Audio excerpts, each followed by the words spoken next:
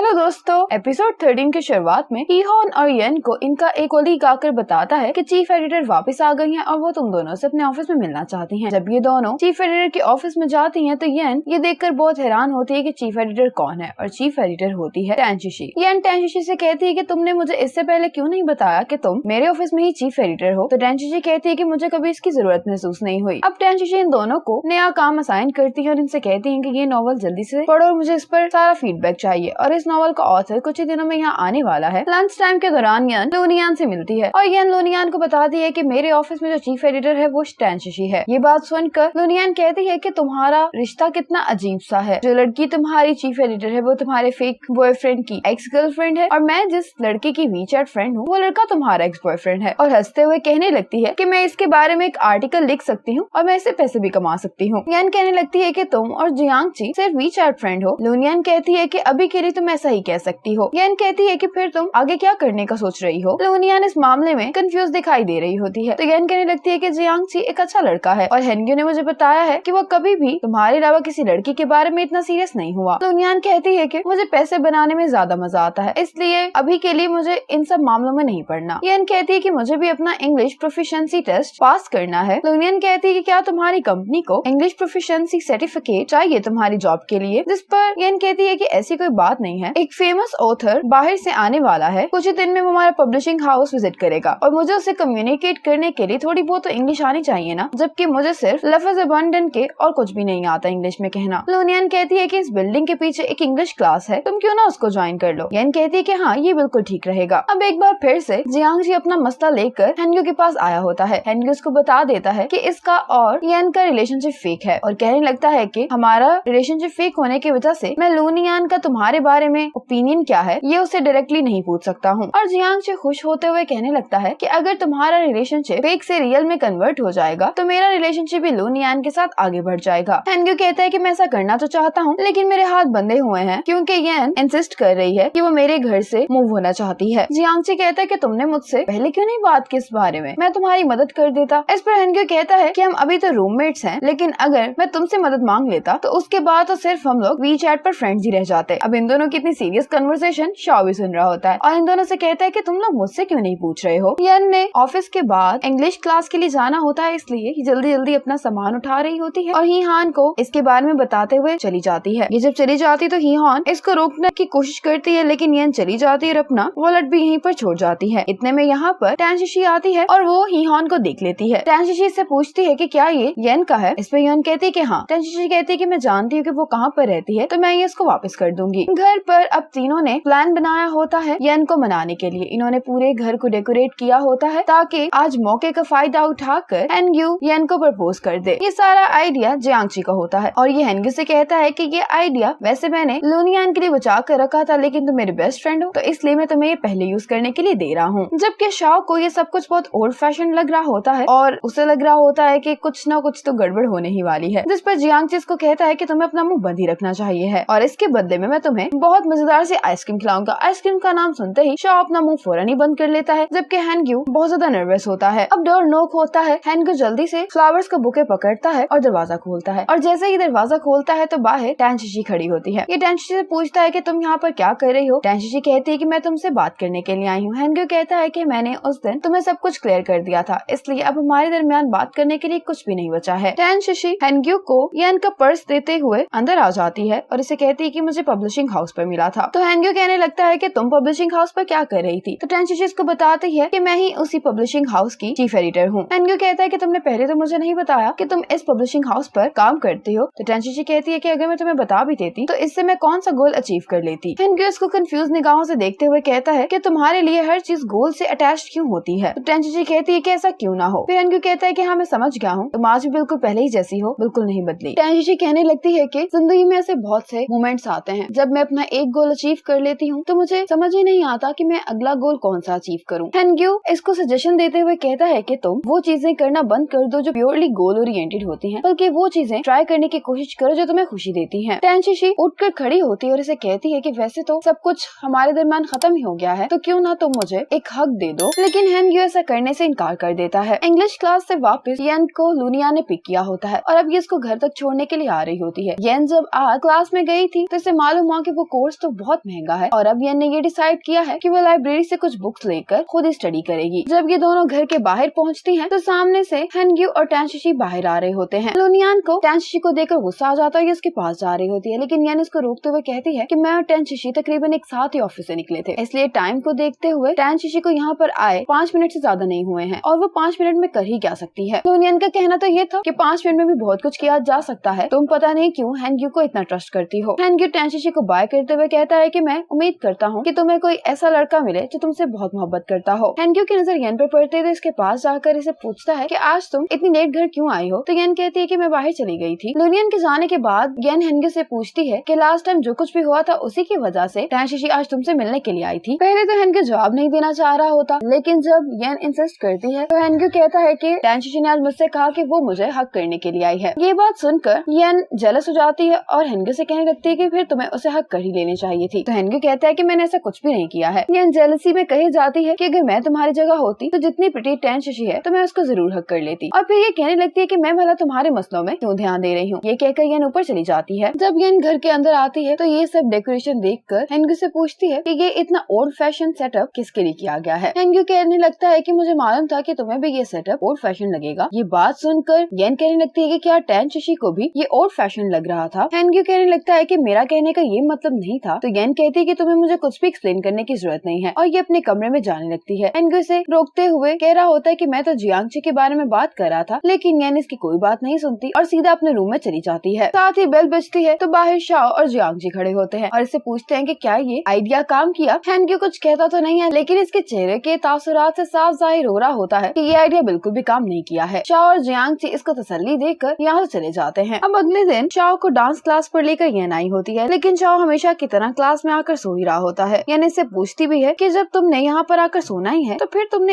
इस dance class में admission ही क्यों लिया है, लेकिन शाओ को भी जवाब नहीं देता है क्योंकि वो तो सिर्फ सोने में मसरूफ होता है। हेनग्यू की क्लिनिक पर आज येन की मॉम आती हैं। येन की मॉम फिर से वही बात करती हैं कि मैंने तुम्हें पहले भी बताया था कि मैं अभी ट्रीटमेंट नहीं लेना चाहती, लेकिन हेनग्यू कहता है कि आपकी कंडीशन को देखते हुए मैं आपको यही एडवाइस करूंगा कि आप जल्द से जल्द ट्रीटमेंट ले लें। येन की मॉम कहती है कि मेरे अपने प्लान्स हैं कुछ, जिस पर हेनग्यू कहता है कि आपके प्लान्स आपकी सेहत से ज्यादा इम्पोर्टेंट नहीं हो सकते, क्योंकि अगर आपकी सेहत होगी तभी तो आप उन प्लान्स को पूरा कर पाएंगी। हेनग्यू के इतने स्टार्ट पर येन की मॉम कहने लगती है कि तुम ऐसा करो कि अभी के लिए तुम मुझे कुछ मेडिसिन प्रिस्क्राइब कर दो जो कि मैं घर पर लेती रहूं, और तुम्हारी और येन की शादी के बाद मैं प्रॉपर ट्रीटमेंट ले लूंगी। हेनग्यू कहता है कि आप जैसा कह रही हैं मैं वैसा करने के लिए तैयार हूँ, लेकिन उससे पहले आपको अपना मुकम्मल चेकअप करवाना होगा, उसके बाद ही हम देखेंगे कि हम आपको मेडिसिन प्रिस्क्राइब कर भी सकते हैं या नहीं। अब हेनग्यू येन की मॉम को टैनशिशी के डैड के पास हॉस्पिटल ले आता है ताकि वो चेकअप करवा सके, और यहाँ पर टैनशिशी भी आई होती है। टैनशिशी के पास कुछ मेडिसिन होती हैं जिनको देखकर हेनग्यू पूछने लगता है कि ये किसके लिए है। टैनशिशी कहती है कि क्या ये मेडिसिन मेरी नहीं हो सकती। तो हेनग्यू कहता है कि मैं तुम्हें काफी लंबे अरसे से जानता हूँ और तुम जितनी अपने काम के बारे में कॉन्शियस हो, तुम कभी भी अपने आप को बीमार नहीं होने देती हो, इसलिए मैं ये बता सकता हूँ कि ये मेडिसिन तुम्हारे लिए नहीं है। टैनशिशी हल्का सा मुस्कुराती है इसकी बात पर और कहती है कि हाँ ये मेडिसिन शाओरुन के लिए है। हेनग्यू पूछता है कि क्या शाओरुन तुम्हारे प्लान का हिस्सा है। इस पर टैनशिशी कहती है कि वो अभी मेरे साथ रह रहा है, वो बीमार हो गया है तो मुझे उसकी टेक केयर करनी है, क्योंकि फिर मुझे खाना कौन बना कर देगा। टैनशिशी पूछती है कि तुम क्या डैड से मिलने के लिए यहाँ पर आए हो। तो हेनग्यू कहता है कि नहीं, मैं यहाँ पर एक पेशेंट लेकर आया हूँ उनके पास। टैनशिशी कहती है कि क्या येन बीमार है। तो हेनग्यू कहता है कि नहीं, येन की मॉम बीमार है। टैनशिशी पूछने लगती है कि क्या उनकी हालत सीरियस है। तो हेनग्यू कहता है कि इतनी सीरियस भी नहीं है लेकिन इतनी अच्छी भी नहीं है। टैनशिशी कहती है कि क्या येन को उसकी मॉम की कंडीशन के बारे में मालूम है। तो हेनग्यू कहता है कि येन की मॉम नहीं चाहती कि मैं उसको बताऊं। टैनशिशी कहने लगती है कि ये येन का हक है कि उसे इसके बारे में मालूम हो। हेनग्यू कहने लगता है कि हर पेरेंट्स यही चाहते हैं कि उनके बच्चों को उनकी वजह से कोई तकलीफ ना हो, ये उनका सीक्रेट है और मैं उनके लिए एक चेकअप अरेंज करवा सकता हूँ। एज अ डॉक्टर मैं उनको जल्द से जल्द ट्रीटमेंट लेने के लिए कन्विंस तो कर सकता हूँ या सजेशन दे सकता हूँ, लेकिन मैं उनके मामलात में इंटरफेयर नहीं कर सकता हूँ, क्योंकि ये उनकी चॉइस है कि वो अपनी बेटी को इस बारे में नहीं बताना चाहती। टैनशिशी कहती है कि तुम उसके फियांसे होने की हैसियत से क्या करोगे, तुम्हें इसके बारे में सोचना चाहिए। ये कहकर टैनशिशी यहाँ से चली जाती है। टैनशिशी ये मेडिसिन लेकर जब घर पे पहुँचती है तो शाओरुन अपना न्यू रेस्टोरेंट खोलने के लिए प्लानिंग्स कर रहा होता है और ये कुछ इन्फॉर्मेशन टैनशिशी के साथ शेयर करता है, जिस पर टैनशिशी कहती है कि तुम आजकल इस प्रोजेक्ट पर काम कर रहे हो, शायद इस वजह से तुम्हारा स्टमक अपसेट है। तो शाओरुन कहता है कि तुम्हें कैसे मालूम हुआ। टैनशिशी मेडिसिन देते हुए उसको कहती है क्योंकि मुझे सब दिखाई दे रहा है इसलिए मालूम हो गया है। शाओरुन टैनशिशी को बता रहा होता है कि वो किन लोकेशंस पर अपना रेस्टोरेंट खोलने का सोच रहा है। तो टैनशिशी कहती है कि तुमने तो वेस्टर्न फूड में स्पेशलाइजेशन हासिल की की है, लेकिन तुम यहाँ के लोकल फूड के रेस्टोरेंट्स क्यों खोलना चाह रहे हो? जिस पर शाहरुख कहने लगता है कि मेरे पेरेंट्स ने जब मुझे फ्रांस भेजा था तो वो चाहते थे कि मैं एग्जीक्यूटिव शेफ बन जाऊं किसी वेस्टर्न रेस्टोरेंट में, लेकिन जब मैं चाइना वापस आया तो मुझे मालूम हुआ कि जो यहाँ का लोकल खाना है उसको खाने से लोग कितनी खुशी महसूस करते हैं। तो मैंने तभी से डिसाइड कर लिया था कि मैं लोगों को ये खुशी देने में उनकी मदद करूंगा। टेंजिशी इसका जवाब सुनकर इम्प्रेस होती है और कहने लगती है कि मैं भी लोकेशन की रिसर्च में तुम्हारी मदद करूंगी, और इसके साथ आकर बैठ जाती है। और फिर ये दोनों इसी टॉपिक पर डिस्कशन करने लगते हैं। हेनग्यू और शाओ हॉरर मूवी देख रहे होते हैं, जबकि येन घर पर इंग्लिश पढ़ने की कोशिश कर रही होती है। इनकी आवाजों से बहुत डिस्टर्ब हो रही होती है। इनके पास आकर कहती है कि तुम दोनों की मुझे आवाज नहीं आनी चाहिए क्योंकि मैं तुम लोगों की आवाजों से बहुत ज्यादा डिस्टर्ब हो रही हूँ। ये दोनों कोशिश तो करते हैं चुप रहने की, लेकिन इनकी थोड़ी सी आवाज भी येन को डिस्ट्रैक्ट कर रही होती है। इस डिस्ट्रैक्शन से बचने के लिए हेनग्यू और शाओ येन को लाइब्रेरी लेकर आ जाते हैं ताकि वो आसानी से पढ़ सके। अब ये दोनों लाइब्रेरी में आकर येन पर ऐसे नजर रख रहे होते हैं जैसे खुद तो पढ़ने वाली ही नहीं है। येन कहती है कि तुम दोनों को ये सब करने की जरूरत नहीं है। हेनग्यू कहता है कि जब तक तुम अपने इस टेस्ट की तैयारी कर रही हो तो शाओ को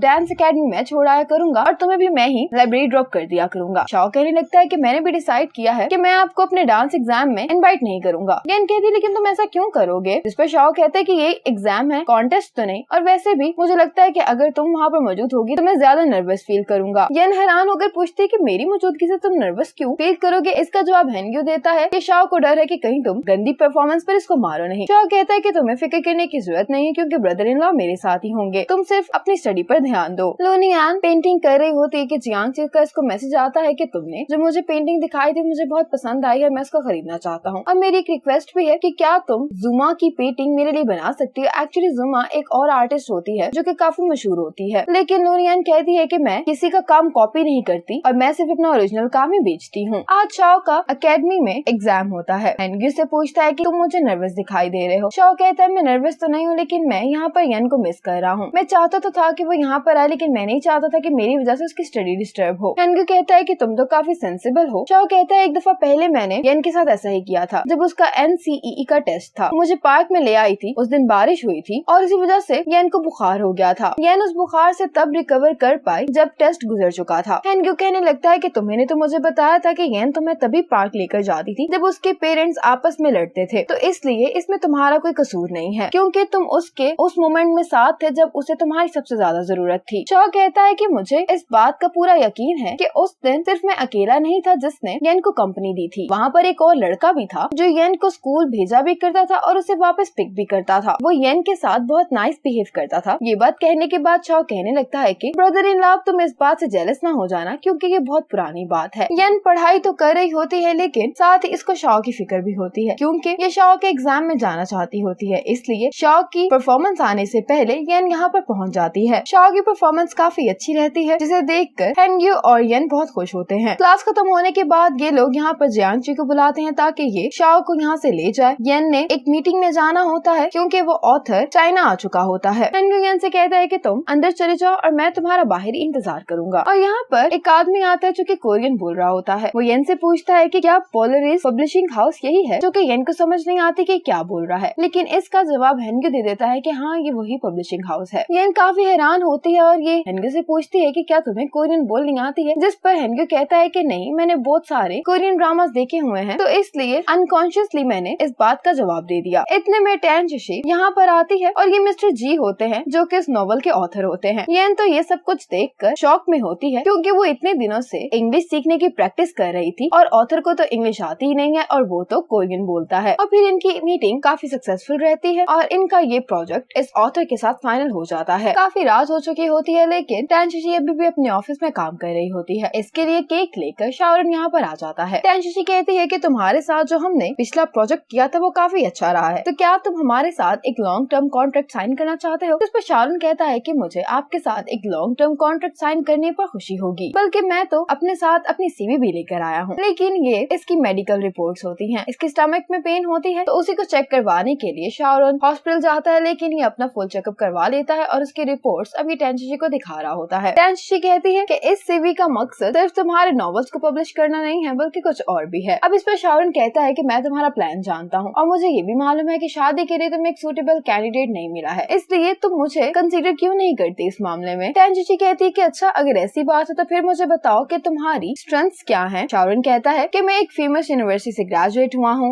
मैं एक एक्सीलेंट शेफ हूँ, उसके साथ साथ मेरी हेल्थ काफी अच्छी है और सबसे जरूरी बात कि हम दोनों साथ बड़े हुए हैं। तुमसे ज्यादा मुझे कोई नहीं जानता है। टेंजी कहती है कि क्या बस यही तुम्हारी स्ट्रेंथ है? जिस पर शाओरुन कहने लगता है कि मेरी सबसे अहम स्ट्रेंथ ये है कि मैं यंग हूँ। टेंजी इसकी ये बात सुनकर मुस्कुरा देती है और उसे कहती है कि तुमने अपना इंटरव्यू पास कर लिया है, लेकिन मेरी एक शर्त है और वो ये है कि जैसे जॉब मिलने से पहले आप 3 मंथ ट्रायल पर काम करते हैं, बिल्कुल इसी तरह हम 3 महीने एक दूसरे के साथ रहेंगे और ये तुम्हारा ट्रायल पीरियड होगा। इसके बाद ही मैं कोई फैसला करूंगी। इस पर शाओरुन मान जाता है। आज फिर से हेनग्यो के क्लिनिक में जियांगची अपने उसी सैड फेस के साथ आ जाता है क्योंकि ये लुनियान को बहुत मिस कर रहा होता है, लेकिन ना तो ये इसको कांटेक्ट कर रहा होता है और ना ही लुनियान। हेनग्यो तो बेचारा परेशान आ चुका होता है क्योंकि रोज रोज जियांगची इसका सर खाने के लिए यहाँ पर आ जाता है। अब जियांगची कहने लगता है कि तुम येन से कहो कि वो लुनियान से बात करके बताए कि उसके दिल में मेरे लिए क्या फीलिंग्स हैं। हेनग्यो कहने लगता है कि शाओ के पेरेंट्स वापस आ गए हैं, इसलिए मुझे नहीं मालूम कि मैं कितनी और अरसे तक येन को अपने पास रख सकता हूँ, तो भला इस सिचुएशन में मैं उसको कैसे ये सब पूछ सकता हूँ। और वैसे भी तुम्हारे पास येन का कांटेक्ट नंबर तो है ही ना, तो तुम खुद उससे ये बात कर लो। जियांगची कहता है कि मैं उससे पूछ तो लूं, लेकिन ये काफी ऑकवर्ड लगेगा और वैसे भी येन मुझे कभी भी सच नहीं बताएगी। अब हेनग्यो को जियांगची की इस मासूम शक्ल पर तरस आ ही जाता और उसे कहता है कि ठीक है, मैं येन से इस बारे में पूछ लूंगा। अब जियांगची कहता है कि मुझे तुमसे एक और फेवर चाहिए। हेनग्यो को तो इस पर गुस्सा ही आने लगता है कि ये एक के बाद एक मुझसे काम ही लिए जा रहा है। तो जियांगची कहने लगता है कि नहीं नहीं, ये ऑफिशियल बात है। मेरी मॉम चाहती है कि मेरा रेस्टोरेंट एक आर्ट थीम रेस्टोरेंट बन जाए, तो उसके लिए मेरी मॉम कुछ पेंटिंग्स बाय करना चाहती हैं, लेकिन वो चाहती हैं कि वो जो भी पेंटिंग्स खरीदे वो आर्टिस्ट की जेन्युइन पेंटिंग्स हो। इसलिए क्या तुम येन से पूछ सकते हो कि कोई ऐसा आर्टिस्ट है जिसको वो हमें रेकमेंड कर दे। शाओ घर वापस आता है तो ये देखता है कि घर के बाहर एक आदमी खड़ा होता है। शाओ को लगता है कि ये कोई चोर है और ये इसका बाजू मरोड़ देता है। इतने में टेंजी वहाँ से बाहर निकलती है और देखती है तो ये मिस्टर जी होते हैं जिनके साथ इनके पब्लिशिंग हाउस ने कॉन्ट्रैक्ट साइन किया होता है। अब टेंजी इसको अंदर लेकर आ जाती है और शाओरुन से पूछता है कि ये यहाँ पर क्या कर रहा है। बिजनेस के मामला तो ऑफिस में ही हल होने चाहिए, घर पर डिस्कशन नहीं होनी चाहिए। अब टेंजी कहती है कि जरूरी तो नहीं है कि ये बिजनेस के बारे में ही बात करने के लिए आया हो। तो शाओरुन कहता है कि अगर ये बिजनेस के बारे में बात करने नहीं आया तो फिर ये किसके बारे में बात करने आया है। टेंजी इसको टीज करते हुए कहती है कि हो सकता है कि ये रिलेशनशिप के बारे में बात करने के लिए आया हो। शाओरुन कहता है कि मैं अभी भी ट्रायल पीरियड पर हूँ, तो तुम मेरी जगह किसी और को कैसे दे सकती हो। टेंजी इसको कहती है कि मैं यही तो देखना चाहती हूँ कि तुम क्या कर सकते हो, लेकिन शाओरुन इस बात पर नाराज भी हो जाता है और जेलस भी और उठकर यहाँ से चला जाता है। और एक्चुअल में मिस्टर जी यहाँ पर एक और प्रपोजल लेकर आए होते हैं। इनको अपने नॉवल के लिए एक इलस्ट्रेटर की जरूरत होती है, इसलिए यहाँ पर एक कंपटीशन होने वाला है जिसमें कोई भी पार्टिसिपेट कर सकता है और वोट्स के जरिए ये फैसला किया जाएगा कि कौन इस नॉवल के इलस्ट्रेटर के तौर पर काम करेगा। टेंजी